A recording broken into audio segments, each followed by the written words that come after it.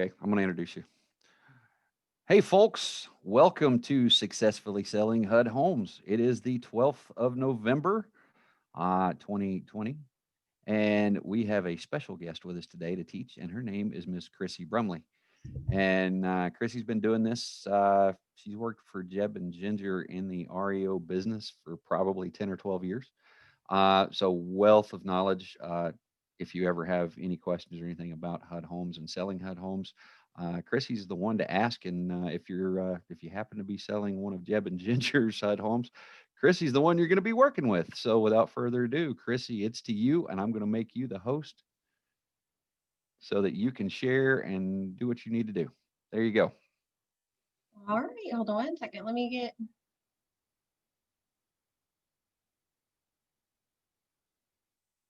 Can everybody see that? Nope. You can't see my screen? Nope. What the heck?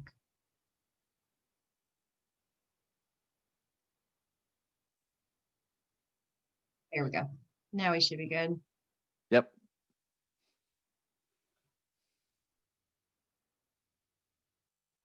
All right, guys. So we're doing successfully selling HUD homes. Basically, we're going to start with what is a HUD home. It's an FHA insured mortgage that has gone into default. The lender acquires the property and submits FHA insurance claim, then conveys ownership to HUD.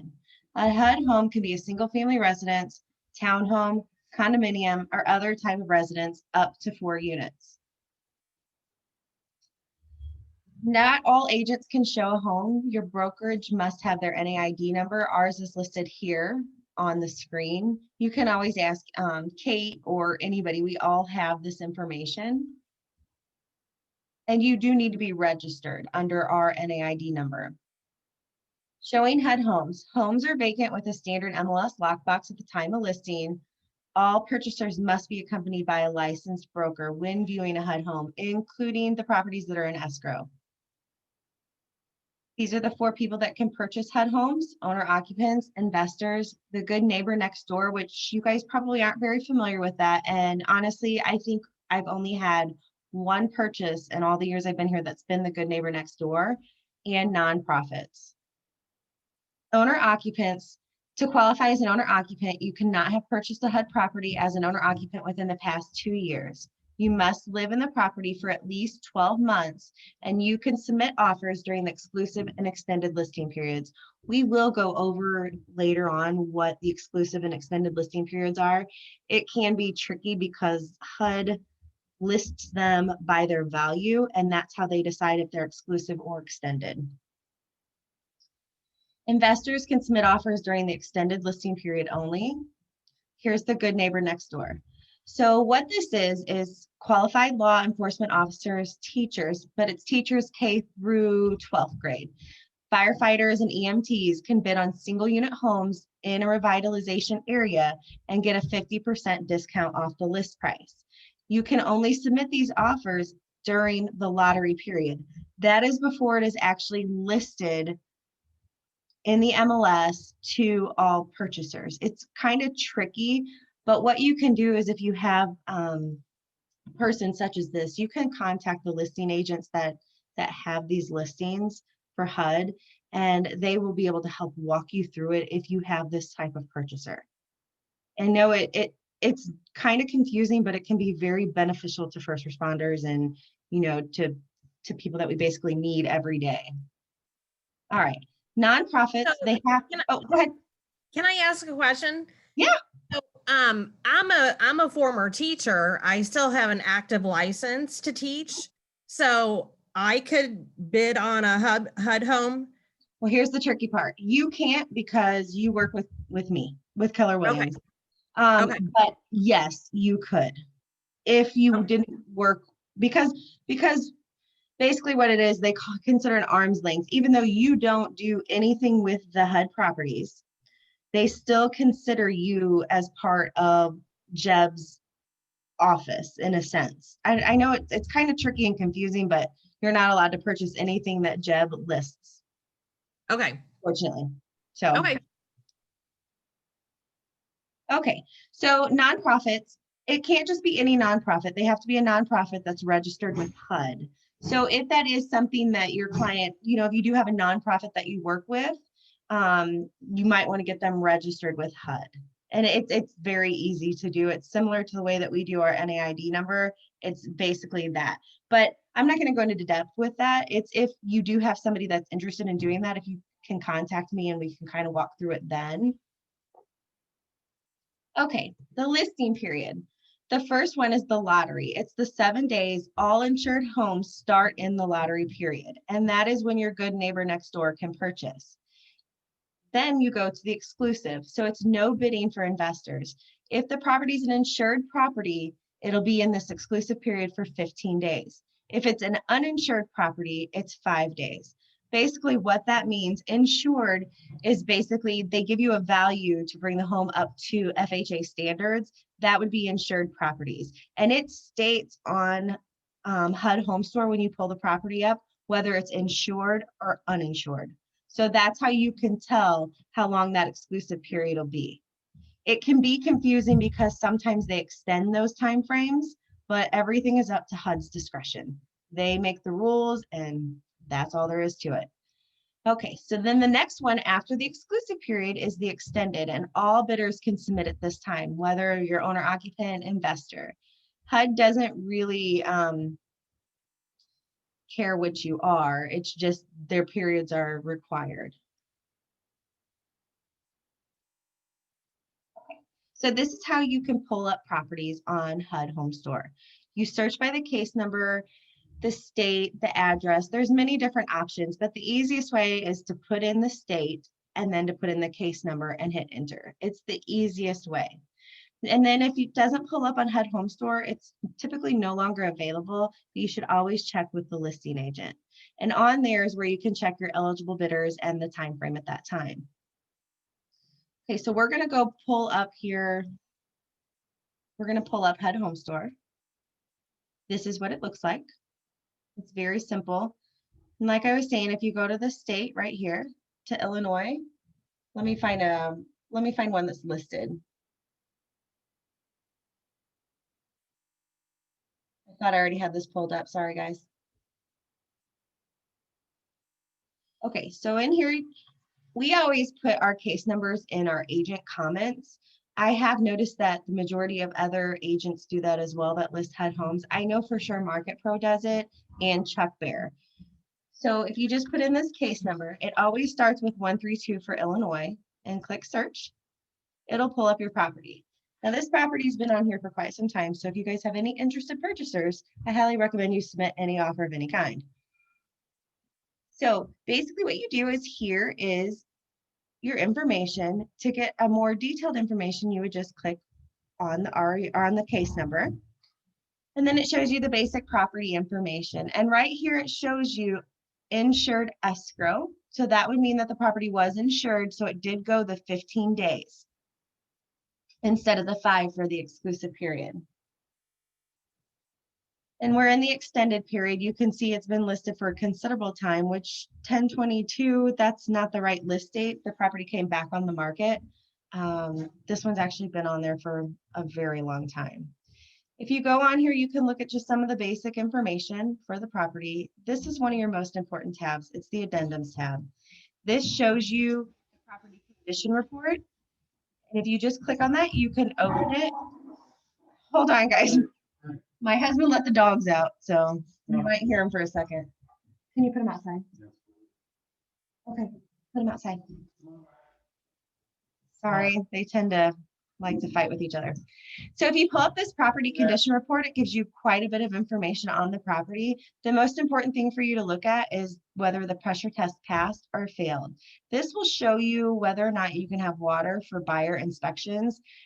We highly recommend that you print this out and have your client sign it or have them sign it through DocuSign, just so that you have it on record showing that you gave it to them. Okay, sorry again.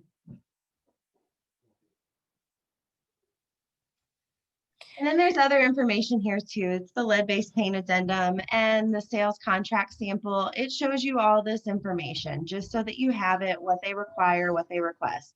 When you have time, I recommend you go in here and just kind of search around and look. So it'll give you some information that you didn't have.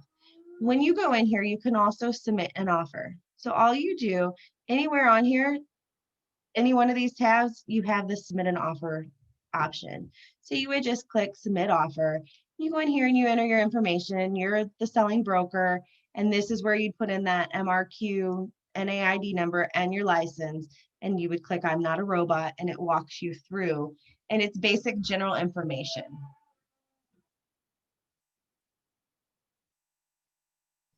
So Chrissy, what you need, oh, sure, go ahead. would it be okay if I have them sign that form like after the fact? They're going through their inspections now, and I did give them a copy of it. Yeah, and Yeah. it's just, we recommend that they sign it just so that it shows that you've given them all information. Oh, okay. Thank you. Yeah, it's not required. It's not a required form. They don't require it. It's just kind of more protection for you so that they know. Okay, So thank you. you're welcome. The information needed to submit a bid, you need the name or entity, the address, email, the finance type, buyer's choice title company, and you must enter your commission in the offer. So commission is 3% or $1,000. It just depends on if it's a lower property. It will state in the MLS what it is. If you ever have any questions about commission, always ask the listing agent. On here, it says your bid submission. This is whenever you pull the property up, there's line 3, and it just goes over the basic information of what it's going to ask you for. The bottom line is line 7, and that's the net to HUD. That's the most important number to HUD. This goes over how bids are reviewed. They're reviewed the business day following the bid submission deadline date for the property. Bids are accepted if it's the highest net to HUD above the minimum net established for the specific property. Basically, what that means is HUDs are managed by a company called Kronos. Kronos is approved up to a certain amount to accept a bid on a property. If that bid's not acceptable, they will counter back, or at times they will submit it to HUD to see if they can get it approved. Jack, come here. If they can get it approved, sometimes they'll counter you, but then they'll come back and say that they've accepted your offer. This can be confusing, but it's just because they got HUD to approve it. So if offers are below the minimum, a counter will be sent, like I said, but they'll still submit it to HUD to try to get it approved. If an offer is accepted, the email notification is sent to the selling agent and listing broker. Notifications are not sent and if an offer is not accepted. So if you've entered an offer on a property and you don't have any information on it, you would just log into HUD Home Store and see where it's at in the process. We recommend too, when you enter the offer, that you click that it can be held as a backup offer. You're not making your client, they're not locked into the purchase. It's just if something happens to fall out, HUD will come back to you. The current bid status can be viewed on HUD Home Store. So the problem is I have a lot of agents that call me and ask me, about their offers, but I never see any offers for HUDs. You enter them directly. They go directly to HUD. HUD reviews them. That it's strictly with them. The other thing that you want to keep in mind is whenever you submit a bid, if it's a hot property that there's been multiple showings on, HUD will open those bids at the end of the deadline. They do not request highest and best. We recommend that you submit your client's best offer at the time. They're not going to negotiate. They open and move forward. When you get a bid acceptance email, the buyer agent does not sign the docs or prepare the docs.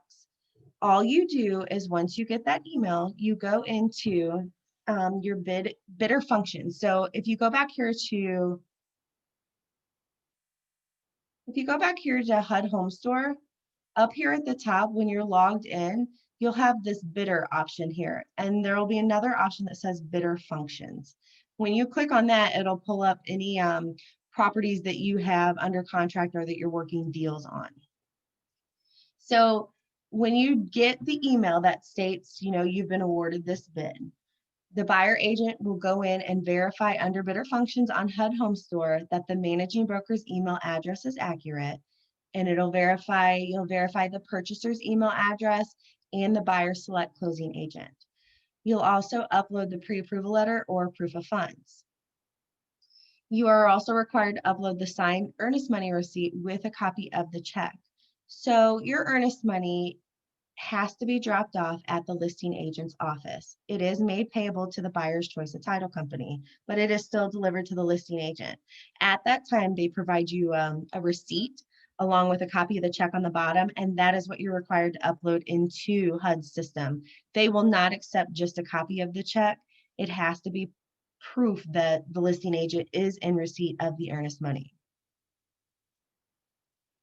Who signs the contract? Once the bid checklist has been completed by the buyer agent, it will be reviewed by HUD. The contract package will be forwarded via DocuSign in the following order. First, it goes to your managing broker, then the primary purchaser, secondary, and any additional purchasers. Then it goes to your escrow title officer. Then finally, it comes back to the HUD asset manager and they execute the package. You receive a signed contract. HUD will email the executed contract to you, the listing broker, and the title company.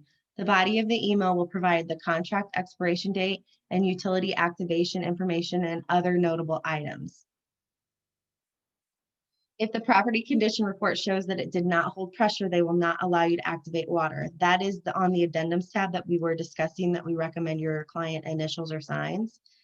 Investors can complete their inspections, but if they cancel for any reason, earnest money is non-refundable.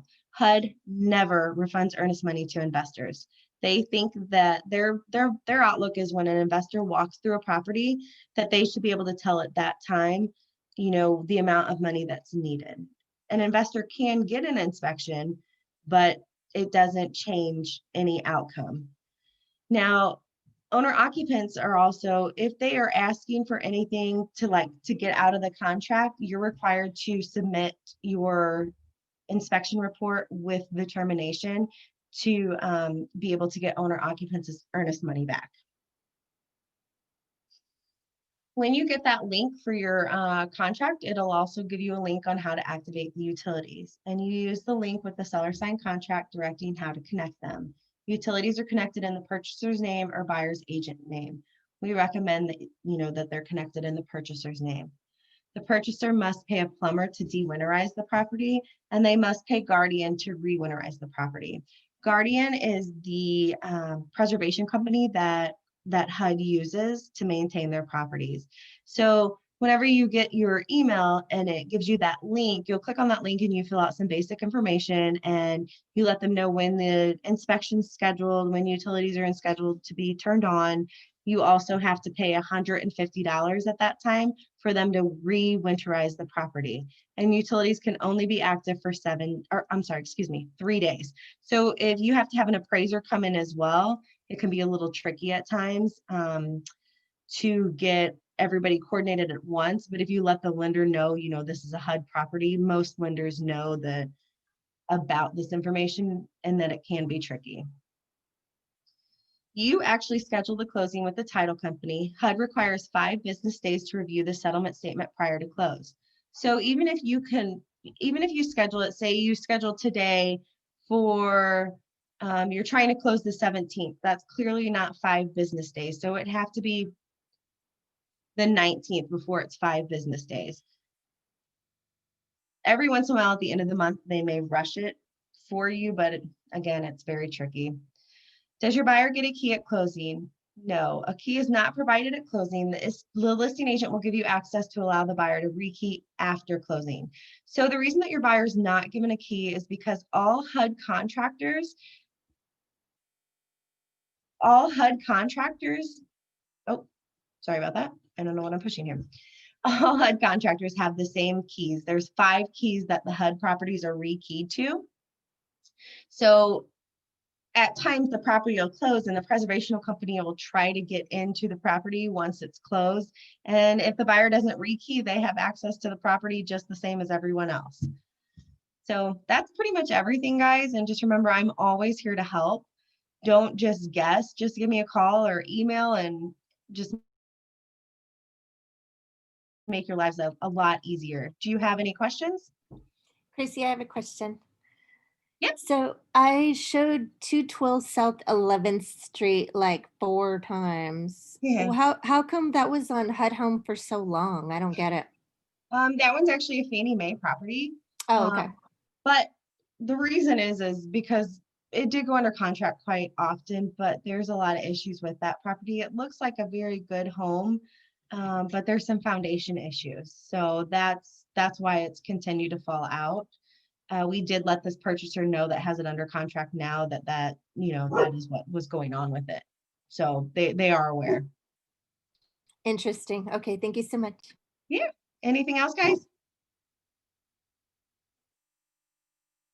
Hey, Barry. Oh, go ahead. Okay, one more question. So, John Codros, we just got accepted for a bid with John Codros, Market Pros. Yeah. And they were saying that any inspections, a realtor has to be there. Yes. Mhm. Yeah, they're required to be there. HUD doesn't want anybody there. We've always stated that if it's a licensed contractor, that you don't really need to be there. Mhm. But HUD does want you to be there with the inspectors. Mhm. I wasn't able to make it on Friday, but I did schedule for another agent to go in my place, just in And yeah, case. yeah, Yeah, just that's in case somebody perfect. passes by.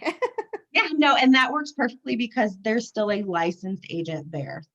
Yes, So ma'am. Thank you. you're welcome. What you got, Barry? Nope, I just, you said you were done, and so I came back on to see what I could help you with. Yeah. Do you want to walk through? Ginger usually walks through how to register, basically. Is everybody registered on HUD Home Store or no? I'm registered. Yeah. Yeah, Okay. if you're not, you simply go to HUDhomestore.com and it'll say register as public or register as bidder. And you click on bidder. Yeah. Can you still see my screen here? It shows you right Yep. here, registered public, registered Yep. bidder. And you So follow the prompts and it'll walk you right through the process. The biggest thing, like Chrissy said, is you're going to need the NAID number. Yep. And actually, if you guys go to the KW Edwardsville Facebook group, right there on the front page of the KW Facebook group, you'll actually find our NAID number if you need access to it. Thank you. Mary, I think we need to do a Fannie Mae class too. I think we do. Yes, I agree because I'm assisting Jessica Gratzel and I'm on the lower end houses, like 100,000 and below. Uh-huh. So I'm showing a lot of different kind of cheaper houses where I have to log into a system. I have to log into several systems. So Well, Yep. I think we can do that, Chrissy. I think I can set one up in December if you really want to. yeah, we can. I mean, I just need to go through and create some slides and Sure. it'll be like more of a question answer type thing too, because I feel like everybody's a little different with, with what their needs are pretty much. Okay. Oh, I was also going to say, whenever you show those properties, you are getting proof of funds before you show the lower income properties. Is that correct? oh yes, for sure. Okay, Yeah, good. I'm not stepping in wasting my time. That's like one of my first questions. You got to send it over. Sorry, people. I know. And that can be kind of a pain in the butt conversation, but you're going to waste so much time, especially if you take our calls, which Barry has taken has taken our phones for, Star Realtors. Barry And still does. yes, and your calls are just phenomenal at times. So, yeah, we always recommend that for sure.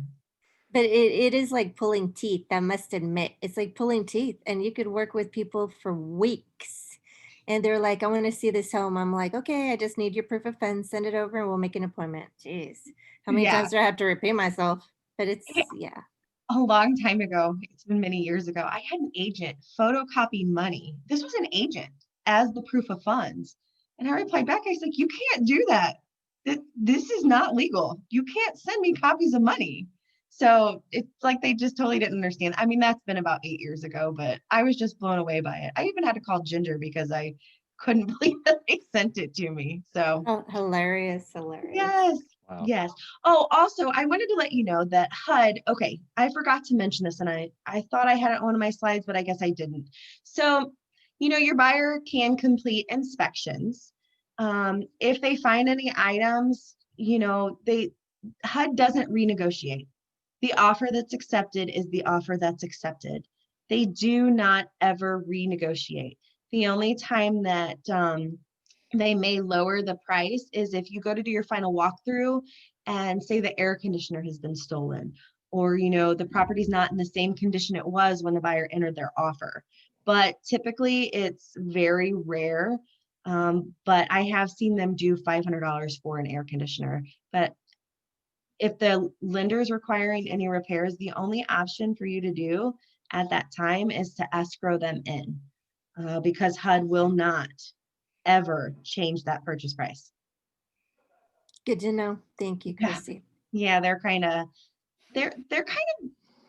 their own beast. I mean, Fannie Mae and the VA, they're nothing like HUD. HUD kind of sets the rules, and Fannie and them, they kind of soften them just a little. I know that doesn't seem like it at times, but they are much easier to work with than HUD. Do you have anything else to add, Barry? No, ma'am. Thank you very much for your time. Thanks for Yeah. doing this. Thank you. I will for get your with time. you, Yeah. Chrissy. I will get with you on the side. We'll put together a other foreclosure entity class. Okay, yeah, that works, because I just think it'll be very helpful for everyone. I agree. I agree wholeheartedly, because I think we end up with more Fannie Mae and other types houses than just HUD. Yeah, and definitely. And if you guys get a HUD property, even if it's not our listing, if you have a question and you don't want to, bother the listing agent, the same rules apply for everything. Market Pro's procedures do not change from our procedures. We're required to follow the same procedures. So you can always ask me too if you have a question. And honestly, Michelle is the one that does the HUD properties at Market Pro, and her and I have a very good working relationship. So it's very easy to work with Michelle as well. Oh, I've talked to her. Michelle Woods, I think. Yes. Yeah. Okay. Yeah.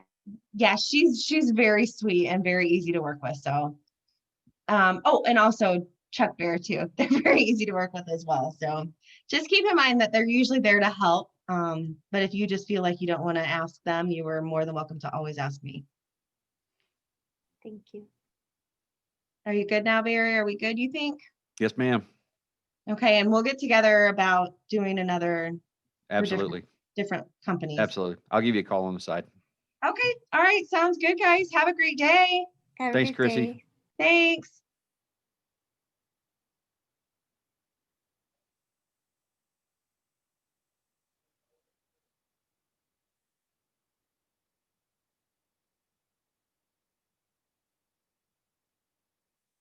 Hey, Barry. Yes, ma'am. I think I Wait a forgot to minute. admit two Hang on. people. Hang on. Stop recording.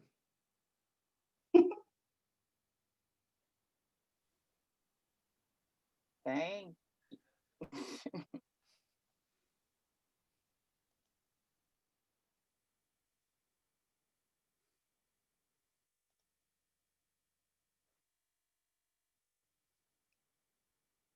Do you know how to do that?